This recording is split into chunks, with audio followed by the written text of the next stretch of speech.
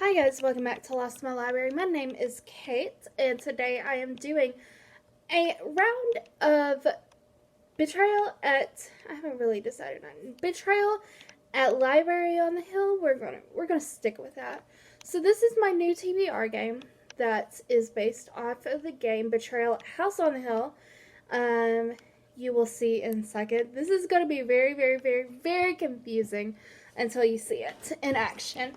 So basically, I'll explain it in the clip following, showing me playing the game. But every card I pick up is a prompt of some kind.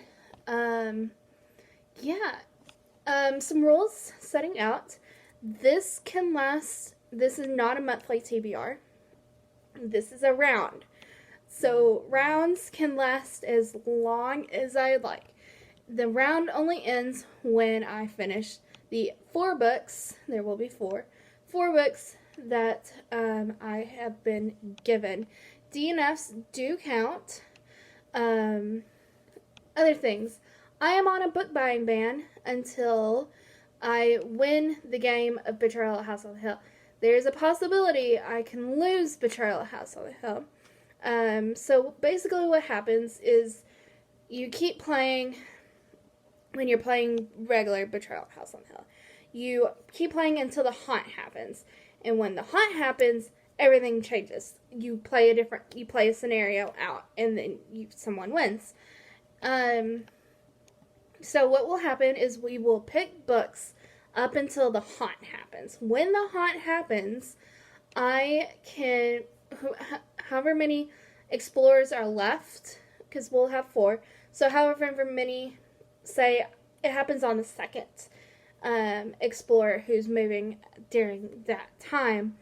That will leave me 2 books that I can choose of my own free will. They're wild cards. I can choose whatever book I want. And then the next, I will finish reading those 4 books. Then I will have my roommate to play the game with me. If I win the game, whether I'm a traitor or if I'm just a regular explorer, doesn't matter. If I win, I get to have a book haul and get to buy books. If I do not win, whether I'm an explorer or a trader, does not matter. If I lose, I'm still on my book buying ban, and we just start and we do with the next round of Betrayal at Library on the Hill. So that is kind of the gist. Now I will take it to past Caitlin, who will take it on and show you how things are going. I mentioned this in the next clip, but I will leave a link in the description to a video telling you how a normal Betrayal at House on the Hill is played. So, alright. Let's get to Alright, so this is House on the Hill, Betrayal at House on the Hill. This is where we'll start. We're in this little thing. Has the entrance hall, the foyer, grand staircase, which leads to the upper landing, which we'll build off, and I'll film in a better angle if we go upstairs. At the moment, we're not upstairs. This is the basement landing. You can't get to the basement landing at the moment. Also, I know you can't. I'm cutting off half my face, but that's just how we're having to film at the moment.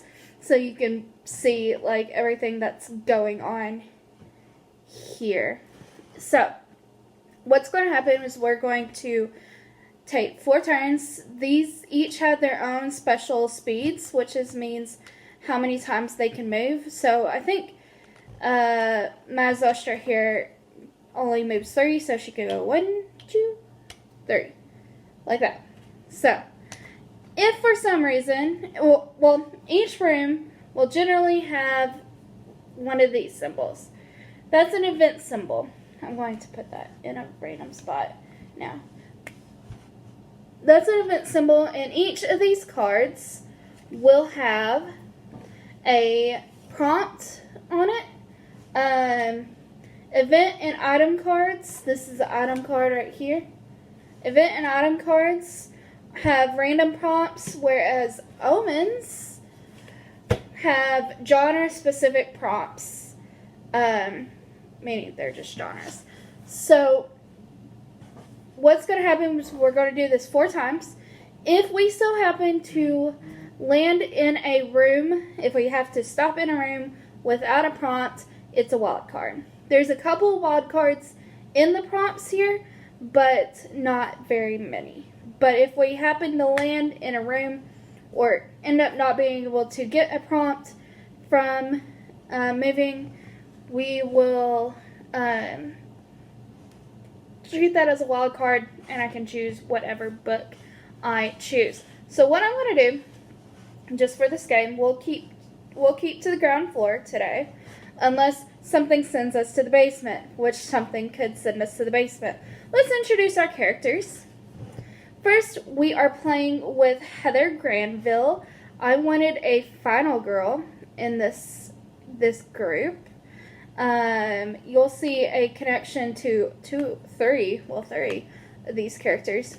But to round off, but she's the odd one out because I don't have a specific person. I'm like, ooh, she reminds me of this person. By the way, I will also leave a video on how to play Betrayal at House on the Hill, if anybody wants to learn how to play Betrayal at House on the Hill. But I will also technically be playing Betrayal at House on the Hill as we're going on here. So, I'm just trying to move things out of the way. Okay. But we'll get prompts as we play. You'll understand when I start playing it here in just a second. Okay. And then we have Professor Longfellow. He reminds me of Neville, kind of, just by his last name, Longbottom, Longfellow. So I like to choose Professor Longfellow. And then that's my favorite character. We're going to leave him to last. Okay. Then we have Madame Zostra, who is this character right here. She reminds me of Michonne from The Walking Dead, so I like her as well. Each character has their own speed, knowledge, might, sanity. You'll figure it out as we go on. But then my favorite character is Ox Bellows. He reminds me of Sam Winchester. The first time I played him, I ended up being like, oh my gosh, it's Sam Winchester. And it's just stuck from then on that Ox Bellows is Sam Winchester. So, I'm going to keep up with what all they have and what if they lose or gain any trait. So the general thing is whoever has the next birthday is the first person to go. So I think it's Professor Longfellow's. So we're just going to put these in order of when their birthdays are. So next will be Heather, and then Ox, and then Madame Zostra. So, Professor Longfellow has a speed of 4. So we are going to just move. You always turn left, right? To my Doctor Who fans? Okay. People who like Doctor Who? Alright, so he's going to go there. We're going to find, from this stack of rooms, we're going to find one that's upper, that has a ground floor. See? This has a ground floor tile, so it can go here. And you can place the rooms any way you'd like. But we found the library. It says once per game, if you end your turn here, gain 1 knowledge. And we will be ending our turn here. So, because we get an event card. So we have to, when you stop and have a card, you have to stop there and end your turn. Always. So this one is Hideous Shriek. It starts like a whisper, but ends in a soul-rending shriek. Each explorer must attempt a sanity roll. So, here we go. Which is for how many dice you roll, if you're wondering. So, Professor Longfellow's is 3, so we will roll 3 dice. He rolled a 6, and nothing happened. So you resist the sound. And then Heather's is 3 as well. she rolled a 3. 3. She takes one die mental damage, which means she rolls 1 die. She actually rolled a 0, so she doesn't take any damage. Ox's sanity is also 3. He rolled a 6, so he is fine. And then Madame Zostra has a sanity of 4. She rolled a 3, so she takes 1 die of mental damage. And she actually rolled a 0 as well, so nobody takes damage. So, there we go. We'll keep that card there. I don't have my prompts out. We will do that later. And he will gain 1 knowledge. So that will bring his knowledge up to 6. So, there we go. It is now Heather's turn. Heather is going to go, yeah, we'll go there. So Heather's going to go there. And then you keep discarding. See, this doesn't have a ground floor, so I have to keep going. And Heather found the gardens. There is an event card there as well. She found the secret passage. A section of the wall slides away. Behind it, a moldy tunnel awaits.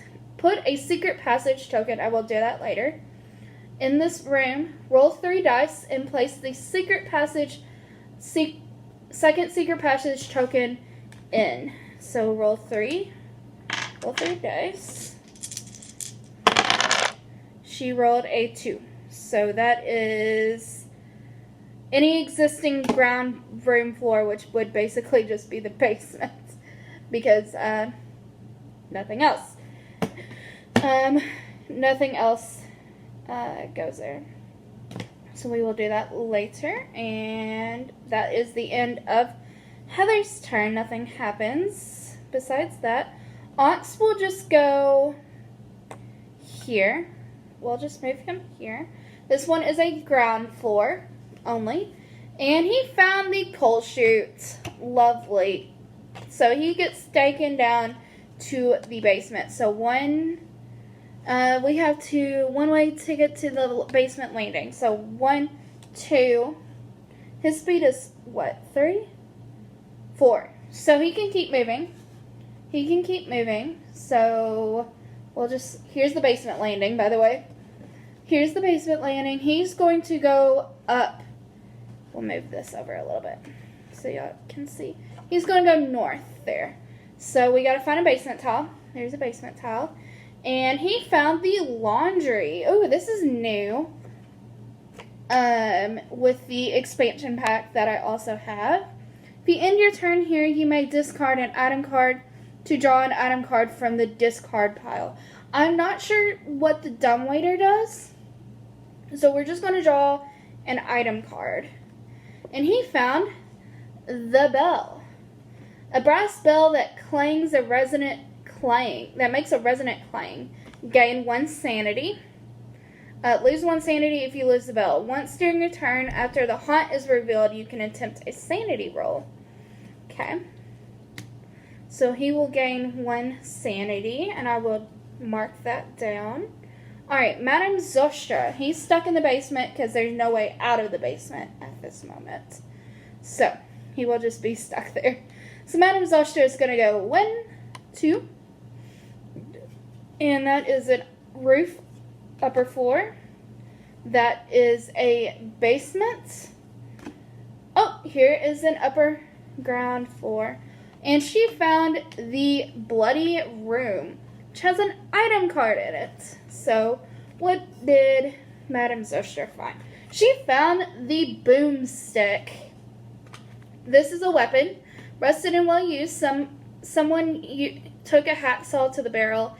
At least they left 2 good shells.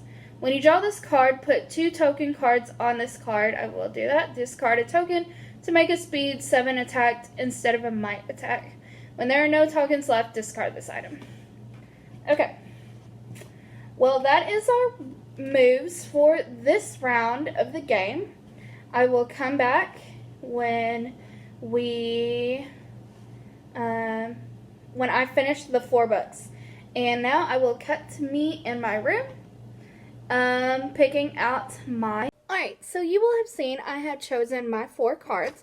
The 4 cards Professor got was the Hideous Shriek event, and that prompt is to read a V.E. Schwab book.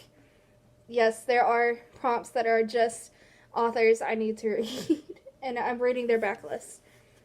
I'm going to be reading A Gathering of Shadows, obviously by V.E. Schwab. I was somewhere. I'm going to start over reading this book. I don't really remember a ton of this. This is the second book in a Darker Shade of Magic series.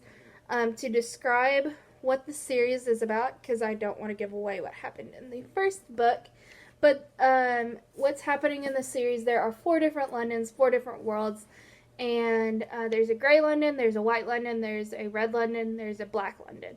Black London nobody knows about because everybody's been blocked out from Black London. Red London is full of magic. It is magic, wealthy. A lot of people have magic. Gray London is like our London, and White London has magic, but it's starved of magic. And it's corrupt. It's weird. Yeah. And Kel, who is our main character, he is somebody who can go through all the different Londons. Yeah, and then first book, he finds a artifact from Black London, and what you need to go to different Londons is an artifact from that London. So, he has found an artifact from Black London, and people are trying to get their hands upon it. So, that's what the first one's about. The second one's about... I'm not even going to say what the second book's about. I'm not ahead. I've been questioning what that one's about. Anyways. Okay, so the next prompt was Secret Passage. Heather found a secret passage. So it is to read a book page in even or odd number of pages. And I rolled a 6. So it's got to end in an even amount. I'm going to read Dante's Inferno. This has 288 pages. I'm wanting to get through my classics. As you will see, this is not the only classic on my TBR for this round. I'm wanting to get through my classics, and I've been reading some Greek mythology, and I would like to get to Dante's Inferno at some point, so to understand a lot of different things. I've never read Dante's Inferno before, but I have heard a lot about it. So there's that. The next one is The Bell. Ox Got the Bell, and that prompt is to read a modern classic. This is my copy of A Mercy by Toni Morrison. Actually, this is one of my copies. I have 2 copies. I wasn't sure. This is just the first one I grabbed. So, Toni Morrison is an amazing writer. If you have not read any Toni Morrison, what are you doing with your life? She's amazing, or she was amazing. She passed away a couple of years ago. Rest in peace, you wonderful soul. May you rest forever in a haven of bliss. I love her writing. Her stories are difficult to read, but they are necessary to read, and I describe them as modern classics. So, Mercy is one I have read before, but I want to reread because I want to reread more Toni Morrison in my life. Yeah, she is a woman of color, so I think Toni Morrison's a good, I don't know, she's just a good writer.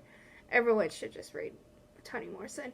Technically, her books are historical fiction, so This one, they're mainly set during the slavery times of America. At least the two I've read. I've read A Mercy and I've read Beloved. Both were set in the late 1800s before the Civil War. So during slavery, falling slaves, they're hard. And look up content warning for these if you ever decide to pick up a Toni Morrison book. Please do. If you're triggered by certain things, she has a lot of her books have everything under the sun. So I would look up content warnings for her novels, but they're very important and I consider them modern classics. So the last book, so we have a modern classic, we have a classic, and we have another classic, just an FYI. The last prompt was Madame Zostra picked up the boomstick, and the prompt for that is to read a book with nature word in the title. I'm going to read The Secret Garden by Frances Hodgson Burnett. And I've read some of it, but I haven't read all of it. And I like this cover. This is gorgeous. I hope I like the story because this is a gorgeous cover. I don't know if I've ever seen the movie The Secret Garden. I've read some of it, so I kind of understand what's going on. But, yeah, I'm excited to join and get back into it and get another classic, ticked off. Another one bites the dust. All that fun stuff. Yeah, I'm excited to finally get to it. So, this is my stack. Let me pick up all my books. You won't see another round of this. Oh, you won't see another round of this until either I DNF one of these books or I finish all four of these. So, just to make reading fun again and not put time limits on myself. So, thank you guys for watching. I hope you enjoyed. I hope you enjoyed this kind of new take on TBR games. I hope you really enjoyed it.